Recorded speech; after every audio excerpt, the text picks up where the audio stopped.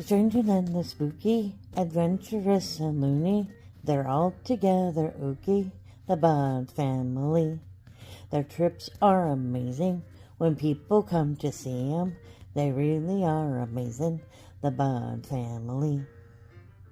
History, ghost, art. So put on a witch's shawl on, a seat so you can relax on. We're gonna play a call on the Bud family. Alright, welcome to Wednesday. We've got a video on gold in Montana. But before all of that, review. Thursday we're doing a Halloween fair carnival thingy. And Friday, of course, we'll be doing a VR game, and I finally figured out how to do that. So that'll be fun and good.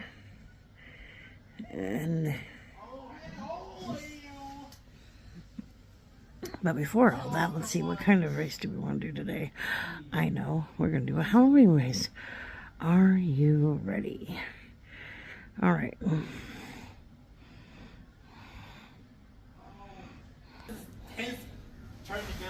You think so? Okay, and then start. There we go. Alright, and our race is off. We've got Zool. I see Tammy. I see Face. I see Ace Base. I see Dave. There's Sandra. There's Shadow. Let's see, there's Nacho Daily. There's Raven. There's Stalk. Hillbillies. San Anyfield. Graph. Consume. Big Ben. Sylvia. A&M. Vaughn. Letters coming from the back. Ooh, wow. Letters determined. Oh, but Grimler's going to lose it to Principal, looks like. Hold on a minute. Okay, we've got David Lynn, Prepper Principal.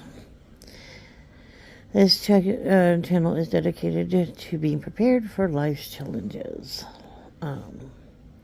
So you can see, he's got some mail calls here. He's got some shorts, which are mostly food related. And then, of course, he's got some lies or chit and chat. These are usually the ones that I get that I catch. So check him out. It's a good place to hang out, chat about life goals, life struggles, all that other stuff. Like, share, comment. Have a good day. All right, Joe has decided that he's going to do something boring today. For reasons. Yep. And y'all can take a nap. I hope you brought your pillows and your blankies, maybe a snack. In the words of Weird Al Yankovic, mandatory fun. Okay, just kidding. This is going to be a boring topic. I'll tell you what. My wife's already got her pillow out. And, I'll set the alarm clock here. But in the hunt of dates and days and fun stuff with the Wayback Wednesday, I discovered that October 30th, they had a discovery come through for the founding of a town of Helena in Montana. And this town was basically founded in 1864 in the middle of the Civil War, of all places, due to the fact that 4 miners working in the Last Chance Gulch would strike it rich. Interestingly enough, the first major Anglo settlement of Montana actually came into existence just 2 years before, in the summer of 1862, with the prospectors finding a rather sizable deposit of placer gold at Grasshopper Creek in the west. When other, even richer deposits were soon discovered nearby, a major rush began. Tens of thousands of miners were scouring the territory in search of gold. Well, these 4 spotted signs of gold in the area while on their way in the Kootenai country, but They were eager to reach the reportedly rich gold regions farther to the north and did not stop, but after striking out in the Kootenai, they decided to take one last chance on finding gold in return. When the signs turned out to mark a rich deposit of placer gold, they staked their claims and named the new mining district the Last Chance Gulch. Well, eventually, this Last Chance Gulch would prove to be the second biggest placer gold deposit in Montana, producing some $19 million worth of gold in just 4 years. Nice. Yeah, overnight, thousands of miners began to flood into the region, and the 4 original discoverers added to their fortunes by establishing the town of Helena Inn to provide them with food, lodging, and supplies. But unlike many of the early Montana mining towns, Helena did not disappear once the gold gave out, which it inevitably would do. Located on several major transportation routes, well supplied with agricultural products from the adjacent valley and near several other important mining towns, Helena was able to survive and grow by serving the wider Montana mining industry. In 1875, the city actually became the capital of the Montana Territory, and 1894, the capital of the new state of Montana. Now, what makes this topic kind of a fun one, digging up here, is that, the boom for gold, they also had a boom for silver, they had a boom for chromium. Elements is one of those fun things that if there's going to be a need or a service out here in the West, there never was a shortage. Right. One of the first things that I saw on a list was they talked about the California gold rush. It happened in 1848, so it was before Montana ever hit theirs. Interestingly enough, a Father De Smet would build the St. Mary's Mission in 1841 in the area. Of course, shortly before all that happened, a small epidemic of smallpox would kill many of the Montana Indians in the area. But what got crazy is that, gold was found in, you think about it, Nevada, which is right now actually the biggest gold producer in the country. Right. Colorado. They would find it in Idaho. They would find it in, of course, South Dakota, parts of North Dakota, Montana, any place. The Rocky Mountains were famous for, the big thing people would look for was quartz, because sometimes the gold layers would just be embedded, right into the mines. But when it talks about the gold discovery in Montana in the 1860s, brought thousands of people to many cultures and backgrounds out here to the Rockies. The newcomers held different beliefs than the people that lived here. They had a different economy based on gold instead of furs or trade goods. Back here, a lot of the people used to just handle things like the fur trade. Right. North of here, there's a small town called St. Onge that was kind of a traveling hub. In Wyoming, down by Fort Laramie, we've been to, that used to be a trading post. And they would have their big rendezvous. All these traders would come out, they would swap off furs and other pelts, and then the stuff that they wanted to send out east, they would trade to the suppliers, and then they would run their wagons back east. Sometimes they trade for things like shot, sometimes they trade for, supplies, medical goods, a lot of, all depended on what the fur traders would need.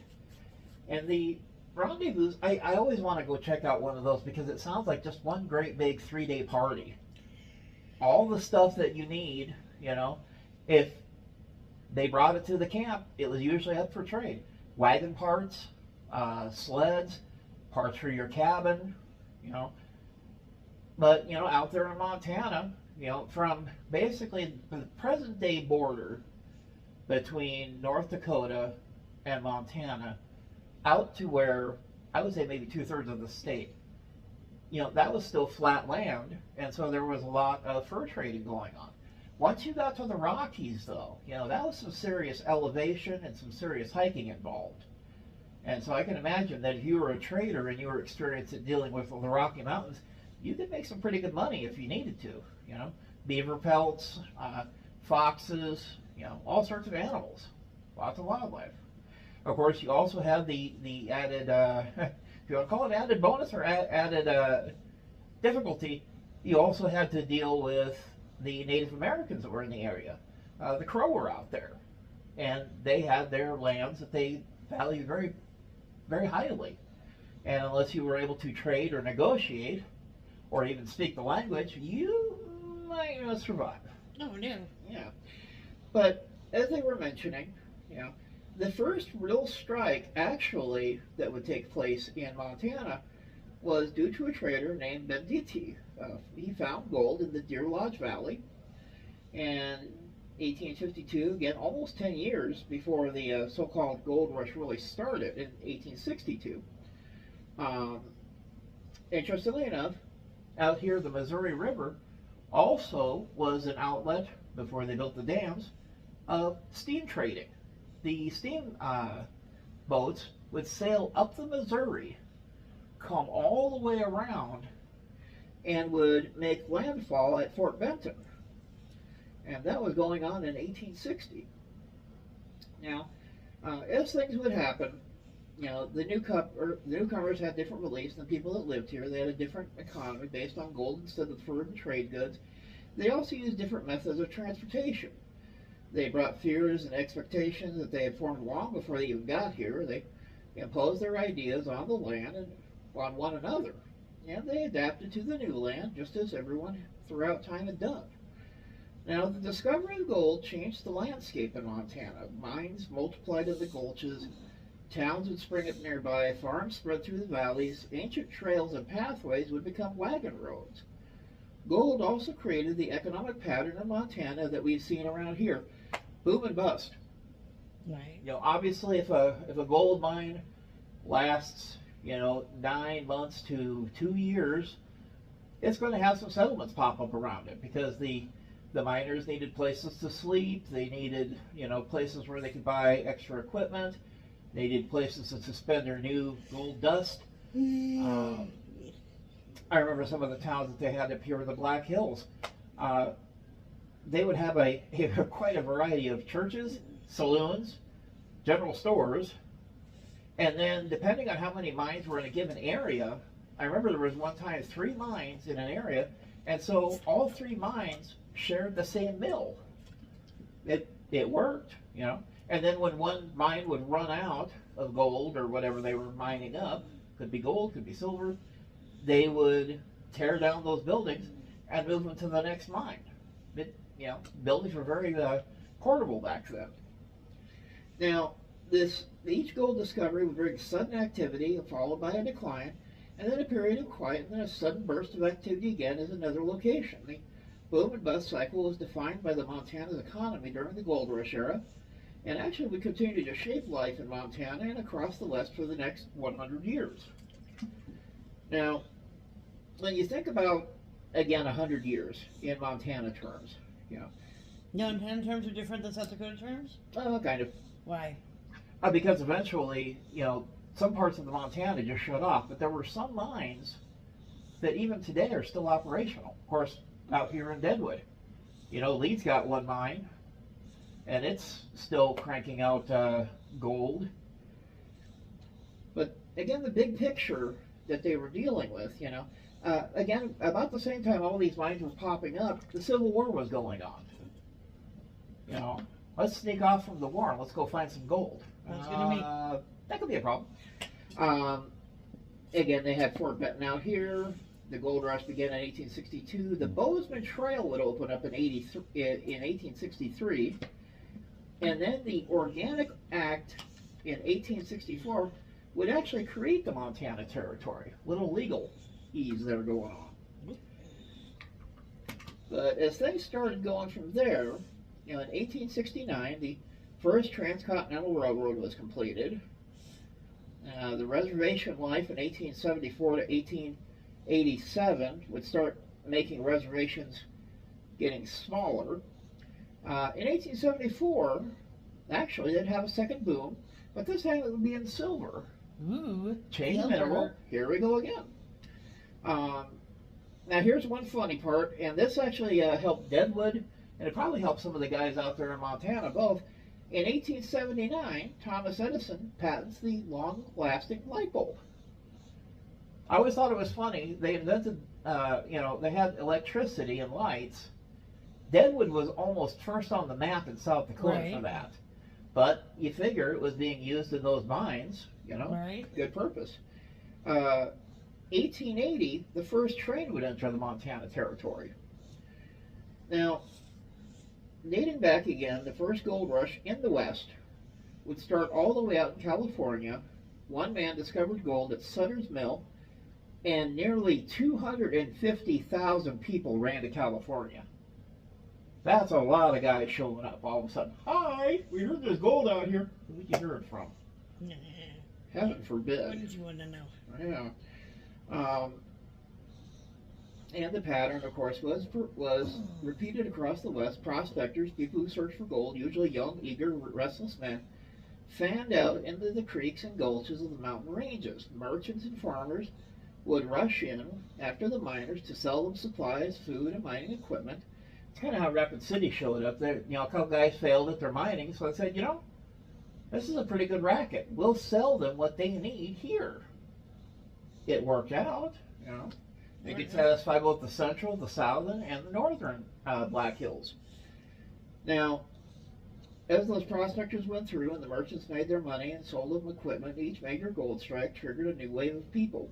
Prospectors worked an area until it was played out and then quickly moved on. And by the 1850s, some of them had made their way to Montana. Now, in the 1950s, like they were mentioning, 3 major strikes hit. There was the Bentizzi group. His Metis name was Francois Finlay. Discovered a small amount of gold in the Deer Lodge Valley. Not much, but enough to get people talking. A few years later, the brothers Granville and James Stewart found gold nearby, but they ran out of salt and lost 4 horses in a Blackfeet raid. Oops. So they decided to keep moving, and when they returned, they staked their claim to a spot they named Gold Creek and wrote to their brother in Colorado urging him to come north. No gold discovery remained a secret very long. That letter sparked a small stampede. Who's reading whose mail here? Everybody's reading everybody's mail. What are they looking over his shoulder? Hi, oh, wow, Montana. Okay, we can go up there. Now, one of the other items that they mention here is one of the Montana's first gold camps. The town of Pioneer City grew up to supply and support prospectors and miners in and around Gold Creek in the Deer Lodge Valley. And like many gold camps, it was quickly abandoned when the gold played out. I've seen some pictures of some of those ghost towns, and I'm like, oh, road trip. But after the brothers decided to come along with this stampede of people, Grasshopper Creek was actually critical to the founding of the city of Bannock.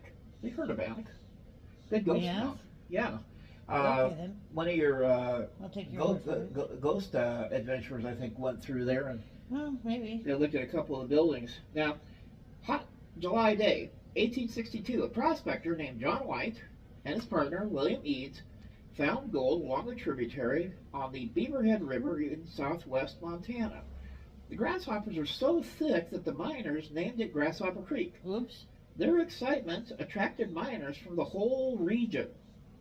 400 people flocked to that scene this summer.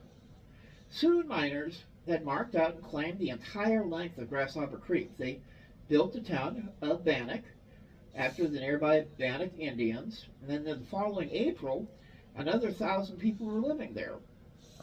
Now, Grasshopper Creek would produce $5 million in gold dust, worth about $90 million today in its first year. It also produced some outrageous rumors. Heaven forbid. Some say that they could pull up a sagebrush plant, shake the roots out over a pan, and collect $1 worth of gold. That's some pretty thick gold. That is. Now, claims like this lured all sorts of people with high expectations. They discovered that mining required endless toil in the harsh weather, grueling labor even to men used to hard work, as prospector Ed Moorsman wrote in a letter to his family in 1865. Many spent all they earned just to get by or arrived at a discovery too late to stake a good claim. As James Morley wrote in his diary in 1863, Labor is abundant and many are disappointed. These disappointed latecomers found out across the landscape seeking their own bonanza, rich mineral deposits. Now, in 1863, two prospectors left Bannock to search for gold in the Yellowstone River region. This was Crow territory. The Crow had little patience for gold prospectors because they trespassed on Crow land, but offered nothing of value in trade. They chased off the first group. When they met the second party of prospectors, the crew took their horses and equipment, turned them around, and sent them back to where they came from. Get out of here. Now, the second party included a man named Bill Fairweather. On their way back to Bannock, Fairweather and his companions camped along the stream at the Ruby River Valley that was tangled with alders, thick bushes. After supper, Fairweather scratched at the bedrock with his pocket knife to see if there was enough money to buy a little tobacco. Moments later, he shouted, "I found a scad." Now, a scad means a lot. The next day, he recovered 200 worth of gold, about 2,900 in today's money value. Wow. Within a few months, thousands of people flooded into the Alder Gulch to take part in Montana's richest gold discovery. By year's end, the gulch had become a string of towns 14 miles long called 14 Mile City. The biggest town was called Virginia City, another good ghost town. Now, as always, as soon as the Alder Gulch was fully staked with miners' claims, rumors began to fly that the gold somewhere else. Among those raced after were such rumors that four men, who later were called the Four Georgians, because they used a gold panning technique called the Georgian method. Now, after several disappointing months of prospecting, the Four Georgians decided to try their luck on a little gulch in the Prickly Pear Valley. The little creek, they decided, would be their last chance. Of course. July 14th, 1864, they began working the gulch in Bonanza. Suddenly they found gold plentiful and easy to remove. By fall, more than 100 cabins teetered on their hillsides on either side of Last Chance Gulch. Fun. Again, October 30th, the community named the new town Helena. Over the next 4 years, Last Chance Gulch would produce $19 million worth of gold, or wow, $221 billion in today's economy. Let's go hunting for gold. Yes, let's go hunting. You know. Now, while prospecting for gold in frontier Montana might sound exciting place for mining, as separated loose gold and nuggets from the salt, sand, and gravel in a creek bed, actually required many hours of back-breaking work. Yes. Men moved huge piles of dirt, sand, and gravel via the blister fingers in icy streams. On hot days, they sweated through the attacks of mosquitoes and deer flies. Oh, I hate deer flies. Deer flies suck. Oh, God, those things suck. One of the things the Lord shouldn't have invented. Right?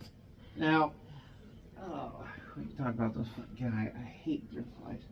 Of course, you know, mosquitoes aren't much more fun either.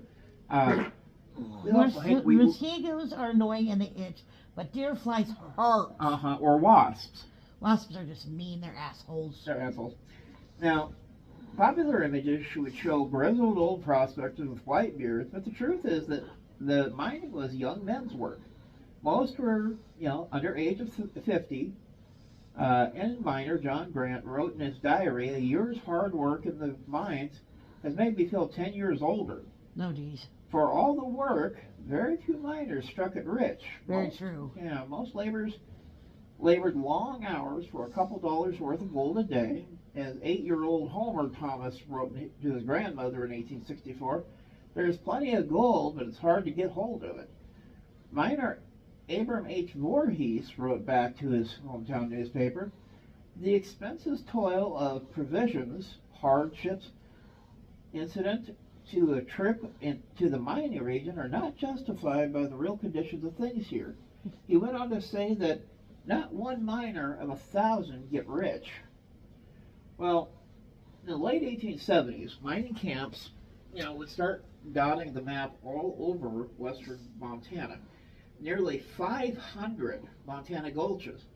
And whenever a miner would strike gold, a little mining city would sprout. Some of these cities died almost as quickly, too, as people rushed off to another discovery. No other strike ever became as well known as Bannock, Alder Creek, or Last Chance Gulch. But together, all the gold strikes changed Montana history. They kept bringing people into Montana. People spread out to towns, camps, and their farms across the landscape. After the gold rush years, Montana was no longer the homeland of the American Indian tribes alone. Within 4 years, from 1862 to 1866, Montana's placer mines produced more than 90 million in gold, equal to 1.1 billion today. Wow. Now, what became the highway systems, as they were, there were multiple trails that would lead into Montana from different directions. There was the Northern Overland Route, which came along all the way over to Fort Benton. You know, again, a lot of it came through the Missouri River. They were using what they could for general transportation in what simple ways they could. Benton actually also, when it came to its point, you could take and follow the Whoop Up Trail up to modern day Canada. But down to the south, there was a town that was called Carroll, which was connected to Diamond City off of the Carroll Trail, and that would lead you down to Butte. Hey, your mom has her own trail. Exactly. How cool is that? They slightly misspelled it. Well, that's a detail. Yeah. They're always misspelling things. Always. Also along the Yellowstone River, further to the south and coming up through Wyoming, there was the Bozeman Trail. And that one was actually connected through two forts. You had Fort C.F. Smith down to Fort Ellis, which later became Bozeman. And then that connected down to Virginia City. Interestingly enough, Virginia City and Nevada City were next door neighbors. And then there was the Corrigan Road, which also came up and connected Bannock to Nevada City. And off through in the Idaho area, there was other trails that would connect Bannock to Deer Lodge to St. Mary's Mission up to Missoula. And from the other direction, you'd also have Butte City. Helena would connect down to Gallatin City, which also connected to Bozeman. So as these towns, the ones that survived and flourished, they found ways to keep, communications, trade, stuff like that going well. Right. Of course, the Native Americans were not very thrilled with anything trespassing through their areas. If I remember right, that was one of the things that the Native Americans really hated about our steamships, is that it kind of put off animals going near the rivers. The sound and the noise and the chugging. You can see that. Yeah, the deers hated it, and it also made it hard for the Native Americans to go out and hunt. So, now, speaking of immigrants came to Montana by steamboat, in wagons, or on horseback, and on foot, and those who could afford it rode into Montana by those steamboats up the Missouri River to Fort Benton. From there, people and supplies still had a long way to go by stagecoach or wagon to the mining camps. Steamboats traveled only during the high water months, obviously. And that first steamboat would arrive at Fort Benton in 1860. The town boomed into a transportation hub for the entire upper Missouri region. Every road led to Fort Benton. Passengers, mining equipment, household goods, food, and other supplies arrived at Fort Benton by steamboat. Freight wagons and stagecoaches met the people and supplies and then funneled them in every direction. Oh, wow. Then the boats headed back downstream to St. Louis, loaded with bison hides, furs, gold, and travelers returning east. Again, part of that fun fur trade system that they have. Would you rather have them ride it up by wagon for the next 3 months, or throw it on a steamboat and it'll be down there in 3 weeks? Right. Take it faster. The 4 major overland routes were cheaper than traveling by steamboat, interesting enough, but more difficult. Overland roads followed traditional pathways that native people had been using for thousands of years. Mm-hmm. From the west, miners and supplies coming from other gold rushes would travel the Mullen Road, a 624-mile dirt track from Walla Walla, Washington, through the Deer Lodge Valley to Fort Benning. Wow. Up from the south, people would follow the Corrine Road, connecting Corrine, Utah with Virginia City.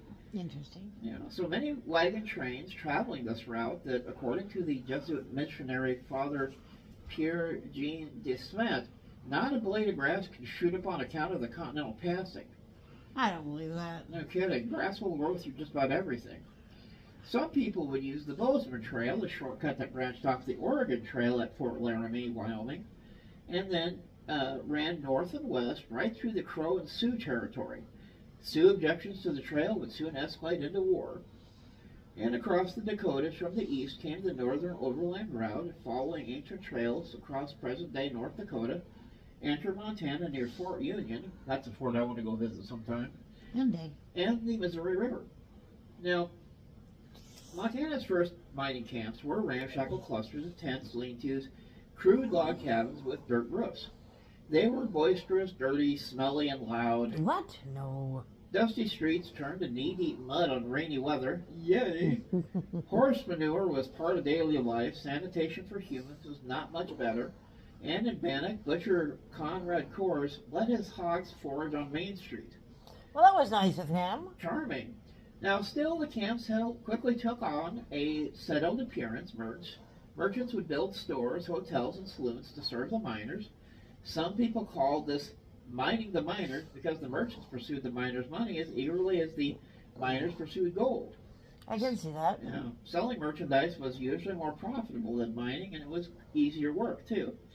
In the first year, Virginia City, here where we go, they had a grocery store, a bakery, barber shops, dry goods stores, blacksmith shops, a newspaper, a post office, a telegraph office, the gold assayer's office. This is the dude that would give you the value of the quality of the gold, several churches, and even a school. Interesting. Yeah. In every town, the saloons and dance halls served social centers for the young, single men who made up most of the population, but mining towns offered some other forms of entertainment, too. Along the muddy streets, the gold camps, you could find prize fights, literary societies, gambling houses, opera companies, social clubs, singing classes, and French lessons.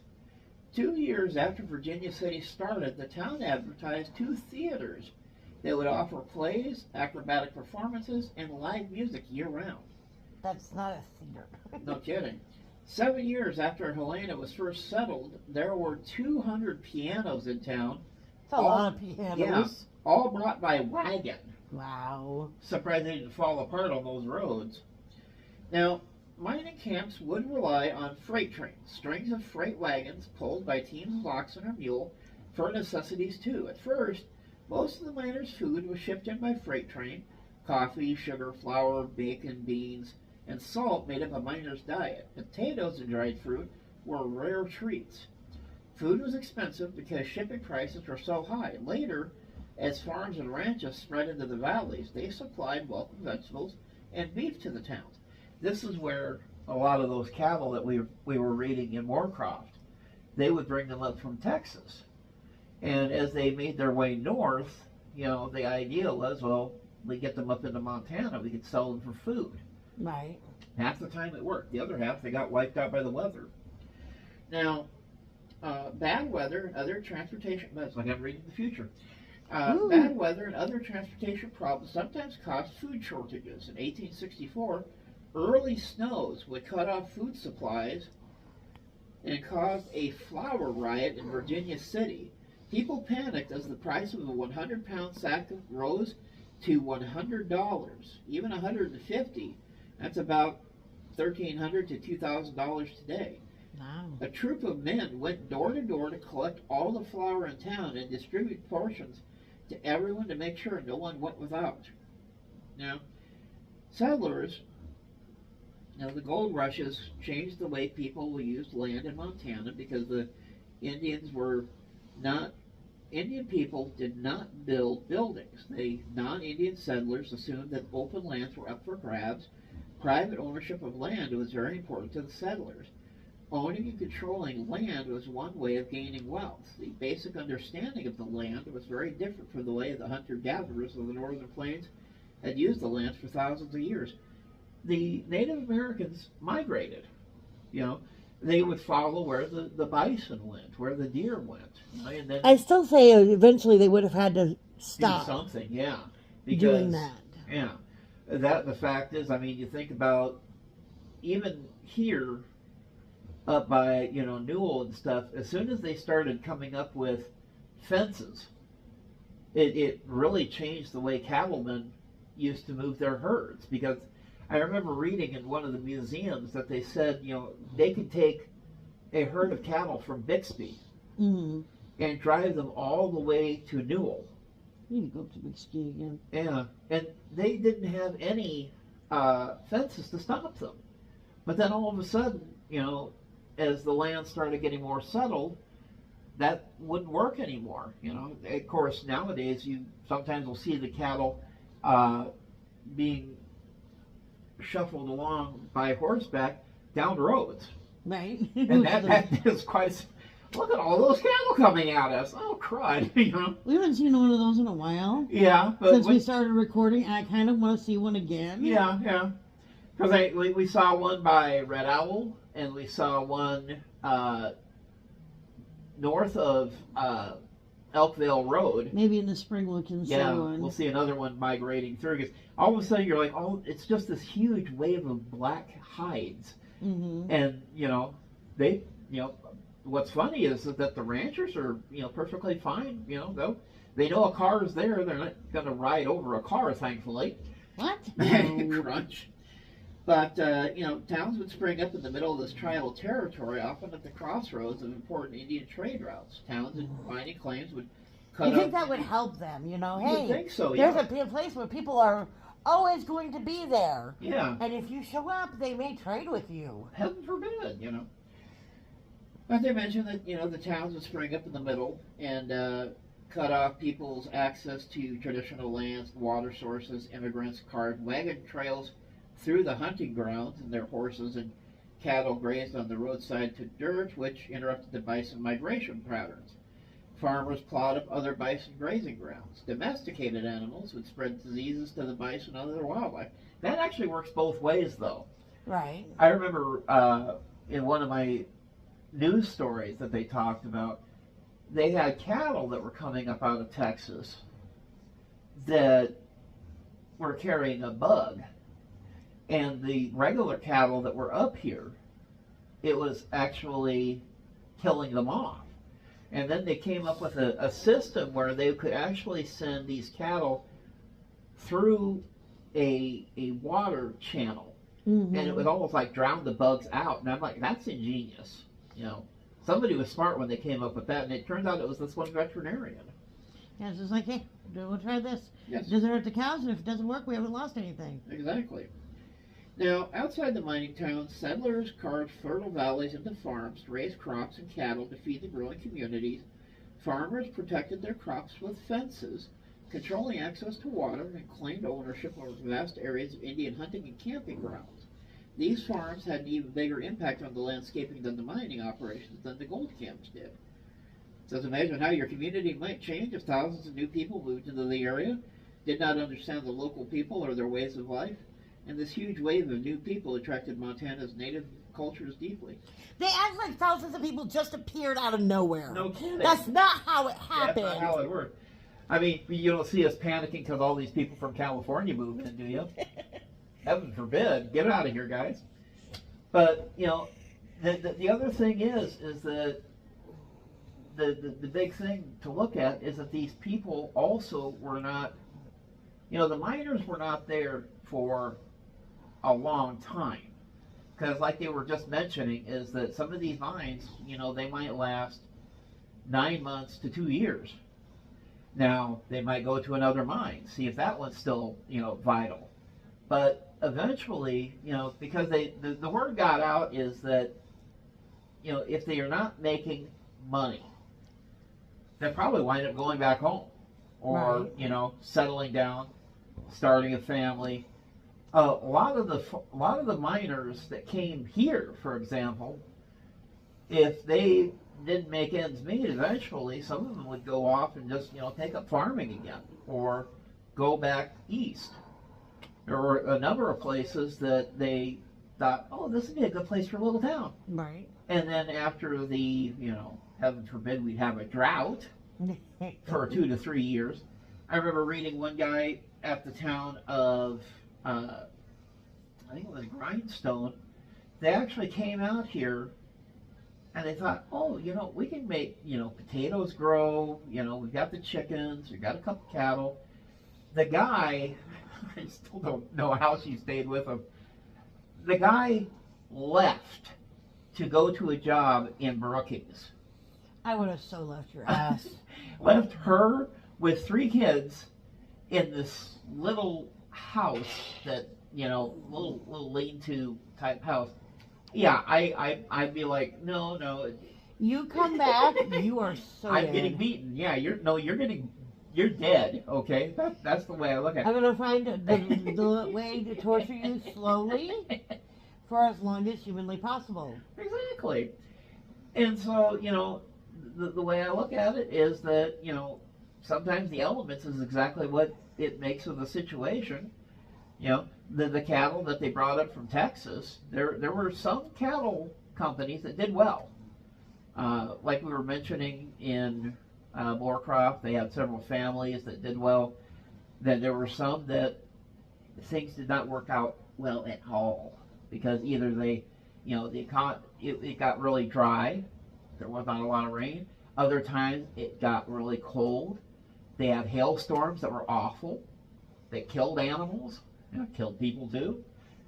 But as the way things, promptly evolved in Montana, for the miners, the areas that they were able to really strike it rich, to this day, I think there's still 4 mines out there close to Butte, close to Helena, Miles City, in those areas that are still functional.